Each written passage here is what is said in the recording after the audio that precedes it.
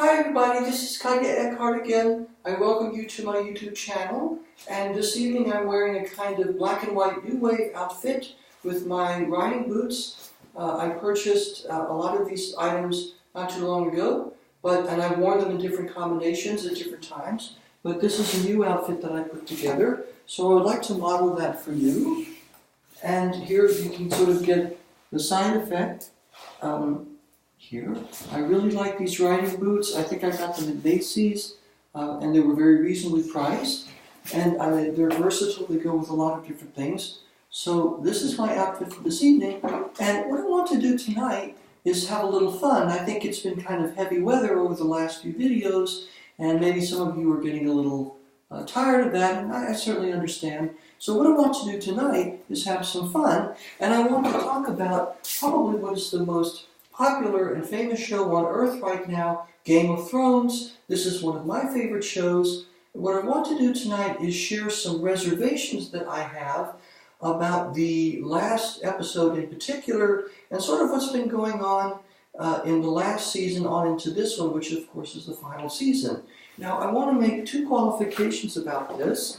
One is, first of all, if you haven't seen the show, I'm giving you a spoiler alert, because I'm going to reveal some very important developments in the plot that might spoil it for you if you haven't seen it. So I'm giving you fair warning. If you don't want to find out about that, you might want to wait to watch this video until after you've seen all the episodes. So that's one thing.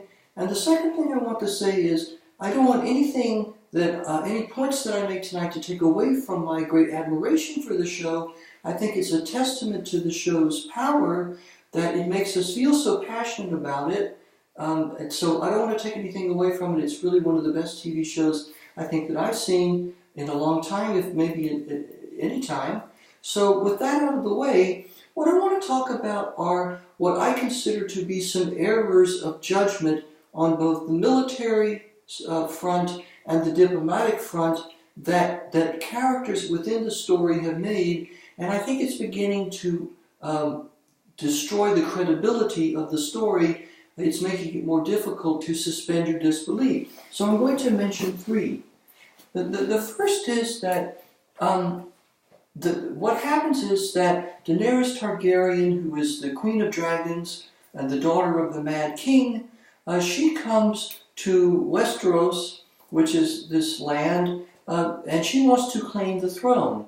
The throne of the Seven Kingdoms, that's the Iron Throne. And so she arrives on Westeros with an army of Dothraki, who are sort of like tribal warriors, and she also has an army of the Unsullied, who are eunuchs, but very powerful, it's a very focused military army. She also has many counselors and people supporting her, alliances behind her, and perhaps most importantly of all, she has 3 full-grown fire-breathing dragons. So when she lands on Westeros, the principal city is King's Landing, where Cersei, who's an evil queen, is in power. And so the first order of business should be to remove Cersei, because she's a very serious threat. Now, for various reasons, that doesn't happen, and basically, Khaleesi, or Daenerys' counselors, Tyrion Lannister, who's played by Peter Dinklage, who's the dwarf, who does a wonderful job, and then Varys, I don't remember that actor's name, who's a eunuch also, they counsel her, instead of not to attack King's Landing directly, but they say, well, look, what you should do instead is try to find some kind of a compromise, because if you attack, then you are going to kill all these innocent people, and we don't want to do that if we can avoid it. And Tyrion goes on to say, well, look, I want you to moderate your response, because we need to think ahead to when you are going to be queen and have to rule. You want to do so in a just way, and that should involve tempering justice with mercy, let's say. Now, I see 2 problems with all of this. I don't agree with any of that. I think Khaleesi should have attacked King's Landing immediately and dispatched Cersei, even if that meant killing hundreds of thousands of people. And let me tell you why. There are 2 reasons. The first reason is that it's all very good and well to think about, well, what is the golden age of Khaleesi's rule going to be like once she succeeds in ascending the Iron Throne? But that's getting ahead of ourselves just a little bit, because in order to rule, first she has to win. So the primary focus at that point should be on winning the war, and obviously you want to eliminate your strongest opponent as soon as possible. So that's one thing. The second thing is that while Khaleesi is occupied or thinking about attacking King's Landing, the army of the dead is coming down from the north. Now the problem is that if Khaleesi does not take Cersei out, then she will find herself, and in fact does eventually, find herself in the position of fighting a two-frontal war with Cersei behind her and the army of the dead led by the Night King coming down from the north. Now that is militarily the very last. You do not want to find yourself in that position, because it's a really dangerous situation to be in. After all, remember, Germany in both the First World War and the Second World War wound up fighting a two-frontal war and lost both times. So you don't want to do that. Now, I understand that taking Cersei out immediately might very well entail killing a lot of innocent people, but I would say two things about that as well. First of all, even more innocent people might be killed if she isn't taken out immediately. And secondly, the other problem with it is that if I would have gone, if I had been Daenerys Targaryen, I would have gone to Cersei and said, look, I will give you, if you will surrender unconditionally, then I will, we will take you and administer justice to you, but the rest of these people will not be harmed. All you need to do is surrender the city unconditionally. Now, if Cersei refuses to do that, if she had refused to do that, which she probably would, and then all these people had been killed when Khaleesi's forces with the dragons razed the city, well, that really isn't Khaleesi's fault. That's the result of Cersei's own decision. That's on her. So very much a situation like Hiroshima or Nagasaki in the end of the Second World War, where the United States dropped the atomic bomb on both of those cities after the Japanese were given the opportunity to surrender, and they didn't do it. Yes, that killed millions of people, but it could have killed hundreds of thousands of people, but many more people would have died if that hadn't been done, and the United States had to invade Japan and fight a ground war, a lengthy ground war, against people who really wouldn't surrender and were even willing to commit suicide in order to avoid surrendering. So that's one thing I wanted to say. Now, the second point has to do with a certain plan that Tyrion Lannister, again, the Peter Dinklage character, comes up with Varys' support. And this is when Jon Snow, who is the King of the North, and several other people go north to try to capture and they do succeed in capturing one of the dead, and then they set up a meeting with Cersei at King's Landing to show her what they're all up against, and to stress the need for everybody to come together to destroy the Night King and the army of the dead, because otherwise they're all going to be killed. Now, I think Cersei has this meeting, but then very shortly after that, she reneges on her promise to support them, to fight in an alliance with them against the Night King, and she goes back to her old kind of treacherous and deceitful ways. Now, in the course of this meeting, what happens is that Jon Snow basically divulges to Cersei what the plan, what the strategy is.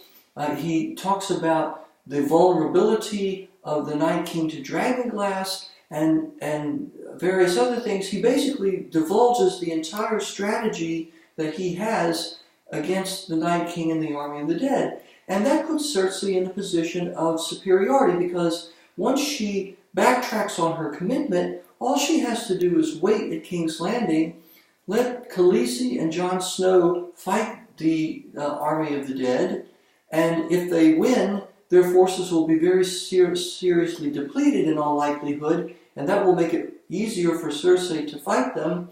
If they lose, well then she knows how to stop the army of the dead with dragon glass. You could put it on the end of arrows, you could put it on the end of missiles and spears and so forth. So she knows how to stop them, and so her chances of winning at the end of the day are pretty good.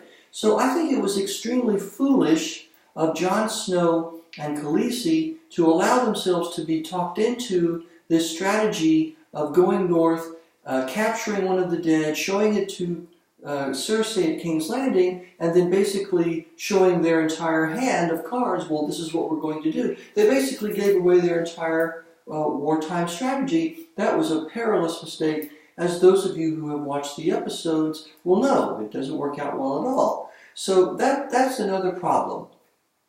Now, the last problem, I think, is in the last episode, a lot of mistakes are made, and I'm not going to get into all of them.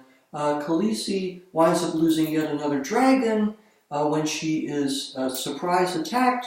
An interesting thing about that scene is that she's flying. She had 3 dragons. She loses one, and then she's flying with the other 2. She's on one, and the other one is accompanying her, and they sort of get attacked from out of nowhere. Instead of, when that happens, it was surprising to me that instead of turning around, that it happens is actually a naval attack.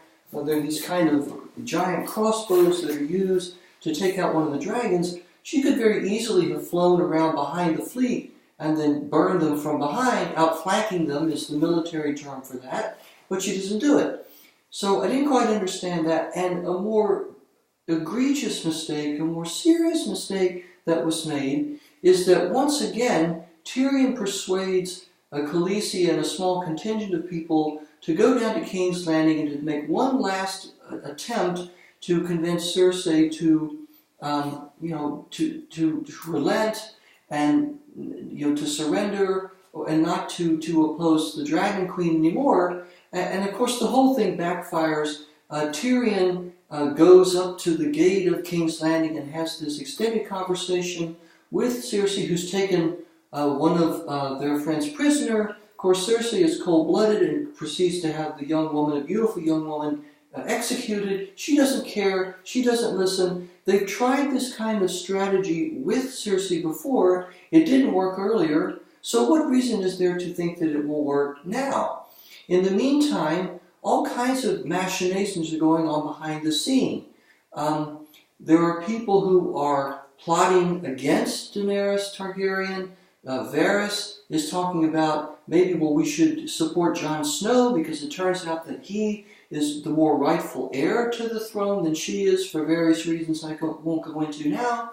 Tyrion is sort of willing to listen to this. There are people in Jon Snow's family who learn about his past and promise not to divulge it, and yet they do. And so all of this intriguing, all of this stuff is going on behind the scenes, and the problem is that Khaleesi, Daenerys, needs to be ruthless. She needs to win and not to make these mistakes, because she had the advantage of strength and superiority, and she kind of gambled it all away. She just wasted it because she allowed herself to be talked into these very unwise military and diplomatic decisions by Tyrion and Varys and various other people as well. So I think that that was a terrible mistake. Now finally, what I want to say about this is the following. I understand that in a show, we don't want, it would be very boring if Daenerys Targaryen came to Westeros and immediately attacked King's Landing and everything was solved and, there wasn't any more problem. That wouldn't make for a very good story. I know there needs to be conflict. I know there needs to be tension. It's okay for there to be mistakes made. I understand that. I'm not trying to, say that there shouldn't be any mistakes or that there shouldn't be any kind of intrigue or, plot development. I'm not saying that. But what I am saying is this. I don't think that the author of the book or the writers of the show seem to have enough grasp of military strategy to make this plausible. And what I'm experiencing as a viewer and also as an ardent supporter of Daenerys, what I'm experiencing is that when these kinds of very, very serious mistakes are made over and over again, military mistakes, diplomatic mistakes, just fundamental blunders that really don't add up. When those when they continue to be made, then it's hard for me to suspend my disbelief, because surely nobody can be that stupid. I mean, to put it bluntly, nobody can really be that stupid. And so it becomes very hard to accept the plausibility of the story when so many ridiculous and horrendous fundamental mistakes on the military and diplomatic fronts have been made. So I'm a little concerned that what's happening is that the show is beginning to lose its credibility as it nears the end of the entire series. That would be a shame, because it really is one of the best television series that I've ever seen. So it would be a shame if it were spoiled at the very end. In any event, that's what I wanted to talk about tonight and have a little bit of fun and model my new outfit. I do hope that those of you who haven't seen Game of Thrones will watch it. It really is very, very good.